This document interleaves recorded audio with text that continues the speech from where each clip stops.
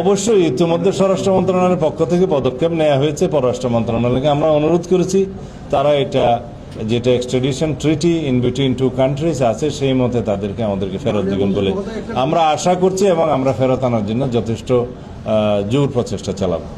প্রিয় সাংবাদিক বন্ধুগণ, আসসালামু আলাইকুম রহমতুল্লাহ।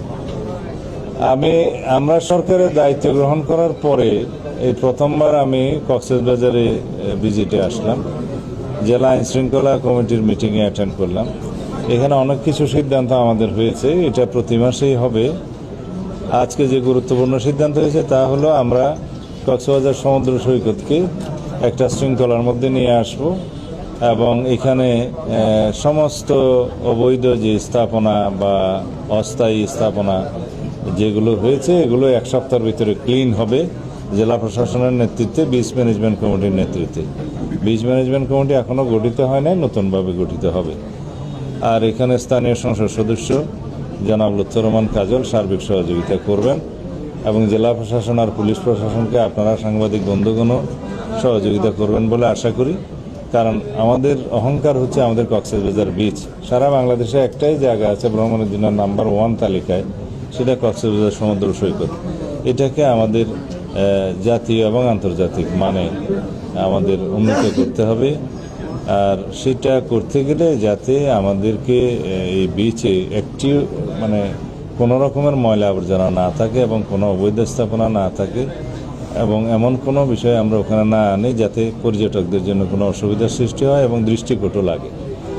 দ্বিতীয় হচ্ছে আইনশৃঙ্খলা পরিস্থিতির সার্বিক উন্নয়নের লক্ষ্যে কক্সবাজার জেলাতে পুলিশ প্রশাসনের নেতৃত্বে এবং সার্বিক সহযোগিতায় জনাব লুৎফর রহমান কাজল স্থানীয় সংসদ সদস্যের তার সহযোগিতা এবং তত্ত্বাবধানে এখানে সিসিটিভি ক্যামেরা সারা শহরে বসানো হবে। 3 নম্বর হচ্ছে মাদক এবং জুয়া, অনলাইন জুয়া, এগুলো বন্ধের জন্য আমরা যা কিছু প্রয়োজন সর্বোচ্চ প্রচেষ্টা করব। সেই জন্য আমরা পরিকল্পনা গ্রহণ করার জন্য আইনশৃঙ্খলা বাহিনীকে যারা এখানে সংশ্লিষ্ট আছে সবাইকে অনুরোধ করেছি। মাদক দ্রব্য নিয়ন্ত্রণ অধিদপ্তরের কর্মকর্তাবৃন্দ, পুলিশ বাহিনী, র্যাব, বিজিবি সবাই এখানে সহযোগিতা করবেন। আমরা মাদক মুক্ত সমাজ গড়তে চাইলে আমাদেরকে প্রথমে এই কক্সবাজারের এই টুকিয়া টেকনাফ এবং আমাদের এই রুটটা মাদক চোরাচালানের বন্ধ করতে হবে এবং মাদকের প্রচার বাণিজ্য সব কিছু আমরা এখানে বন্ধ করতে হবে। 3 নম্বর ইস্যু হচ্ছে ট্রাফিক সিস্টেমের উন্নয়নের জন্য আমাদের মন্ত্রণালয়ের পক্ষ থেকে আরও কিছু জনবল এখানে দেয়া হবে, তখন এখানে ট্রাফিক সিস্টেমের আমরা উন্নয়ন করতে পারবো। আর টমটমের সংখ্যা আর বৃদ্ধি হবে না। অযান্ত্রিক গাড়ি, নন মোটরাইজ ভেহিকেল যেগুলো আছে ব্যাটারি চালিত, এগুলোর সংখ্যা আর বৃদ্ধি হবে না এবং লাইসেন্স নবায়নের ক্ষেত্রে যথেষ্ট কেয়ারফুল হতে বলা হয়েছে।